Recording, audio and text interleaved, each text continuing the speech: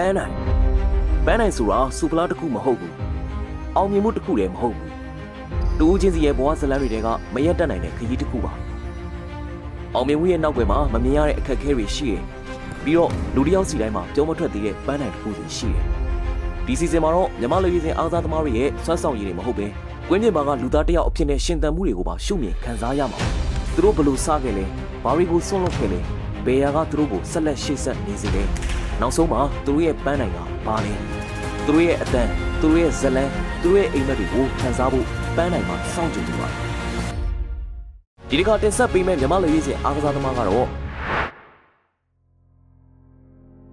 ကျွန်တော်များတထုံးပဲဖြစ်ပါတယ်။အသက်ကတော့21ပါ။ MIU မှာလက်ရှိကစားနေပါ။ကျွန်တော်အလား position ကစားနေပါ။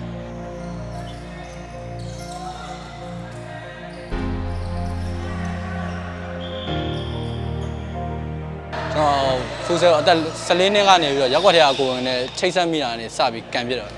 ဟုတ်သူတို့ကလည်းထဲကန်ရင်နဲ့ကျွန်တော်ကလည်းဘောလုံးကန်တာကိုဖူးဆယ်ကန်တာကိုကျွန်တော်နှစ်သက်ပြီးတော့ကြိုက်ပြီးတော့ကျွန်တော်ကန်ပြစ်စကန်ပြစ်တာ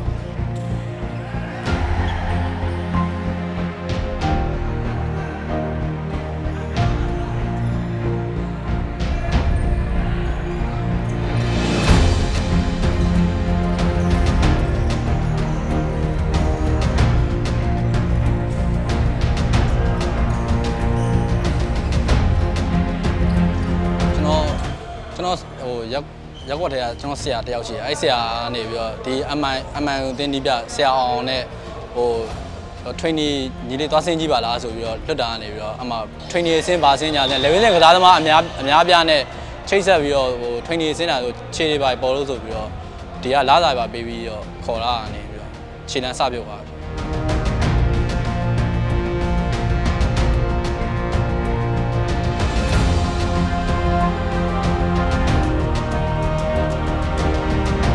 အမှန်မှရောက်တယ်ဆိုစာချုပ်က2နှစ်3နှစ်လောက်ကဒီတိုင်းပဲမချုပ်ဘူးအငယ်ဆိုတော့ဒီတိုင်းပဲသူအမွေးထားတဲ့ပုံစံနဲ့ထားပြီးတော့မှအသက်20လောက်ကမှချုပ်လိုက်တော့တစ်နှစ်လောက်ပဲရှိတယ်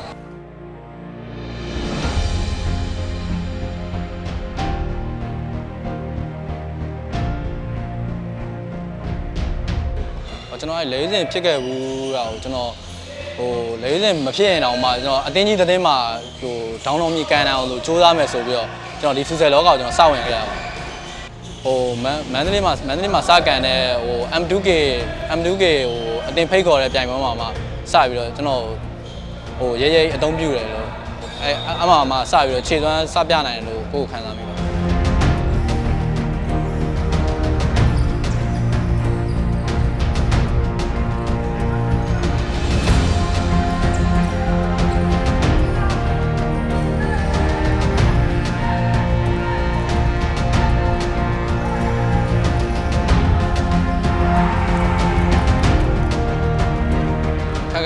ကျွန်တော်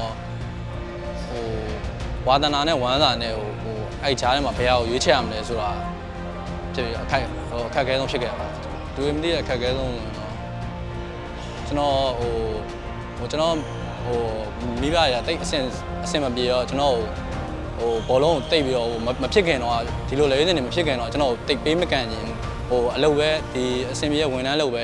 လုပ်ခိုင်းစေချင်တာပေါ့ကျွန်တော်ဒီလိုလားစာပါအတင်းကြီးတင်းမှာလားစာပါရပြီဆိုမှကျွန်တော်ရဲဘောလုံးကန်ကိုဖွင့်ပြလိုက်တာဘောလုံးသမား3သိန်း2သိန်းဝဲလောက်နဲ့ဝန်ထမ်းတယောက်ဖြစ်နေလောက်ပဲထင်ပါတယ်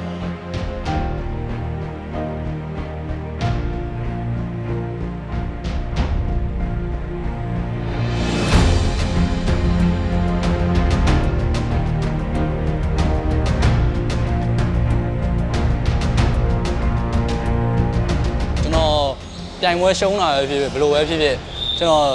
ပြန်ပြီးပို့ပြီးစူးစမ်းမယ်ဒီထက်မကပို့ပြီးစူးစမ်းမယ်ဆိုပြီးတော့စိတ်နဲ့ပဲကျွန်တော်အမြဲဆက်ရှင်တန်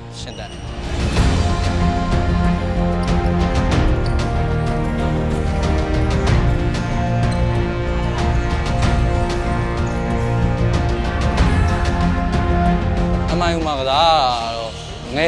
ယ်လေးတွေကဒီစကန်တွေကအမိုင်မှာကစားဆိုတော့အဆင်မပြေကြတော့အကြောင်းမရှိပါဘူးဒီမှာပဲအများတန်းဆက်ကစားခြင်းပါတယ်ဘောလုံးအသက်ဘယ်လောက်ကြီးပေါ့ဒီမှာပဲဆက်ကန်နေနေပါ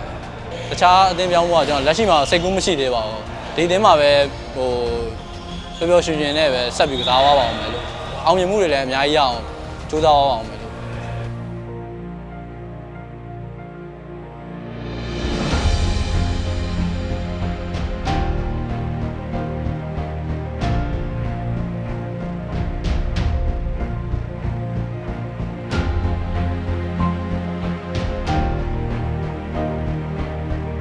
ကျွန်တော်ကမ္ဘောဒီးယားကိုလည်းတစ်ခါကန်လန်တော့တစ်ခါသွားကင်ပြသွားပြီနှစ်ပတ်လောက်ဒီကလက်ရွေးစင်ဟိုစီးကိန်းကန်ရမယ်ပြန်ခေါ်လို့ကျွန်တော်ဒီကိုပြန်လာရတာအခုတော့ဘာမှတော့မရှိသေးပါဘူးကန်လန်မို့ဒီမှာပဲပြိုင်ပွဲဟိုပြန်ကန်ရမှာ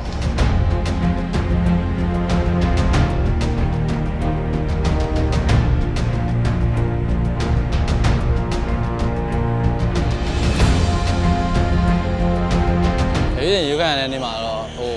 အမေကိုအရင်ဆုံးဖုန်းဆက်ပြီးပြောတာပီတီဖြစ်မိပါကျွန်တော်ရွေးစင်ဖြစ်တဲ့အချိန်မှာတော့ဟိုကျွန်တော်အမေရောကျွန်တော်အဖေရောအကုန်လုံးဝမ်းသာပါကျွန်တော်တို့ဟုတ်ကျွန်တော်လည်းဟိုကိုမဟုတ်များဟုတ်ရဲ့လားကိုဒီလိုလဲစင်ပါဟုတ်များဟုတ်ရဲ့လားဆိုပြီးတော့ညာလုံးပေါက်တွေးနေပြီးတော့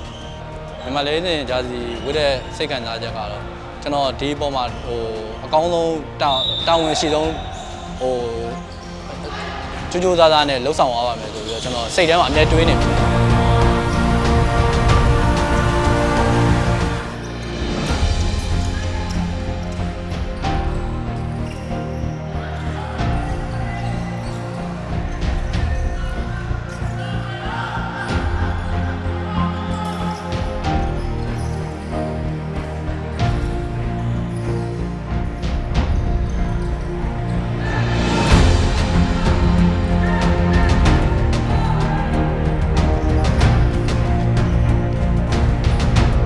ကစားဟန်တော့ဟို aggressive ဖြစ်တာကိုကျွန်တော်ပို့ပြီးတော့သဘောကျပါတယ်ကျွန်တော်ဟိုအားနဲ့လိုက်ပြီးတော့အတင်ကိုလိုက်ဖြတ်မယ်လိုက်ဆော့မယ်လိုက်ကစားမယ်ကို့မှာရှိရအားကုန်လုံးဒီ MIU တော့ပေးဆက်ပြီးတော့ကစားခြင်းနဲ့စိတ်ရှိပါတယ်ကျွန်တော်မှာကိုအသင်းမဲ့ကိုကြိုးစားဟိုအောင်မြင်မှုရအောင်မယ်အောင်စိုက်ပြီးတော့ပဲဟိုဖြစ်ကြသူများအသင်းတွေကိုဟိုမဖြစ်ပါဘူး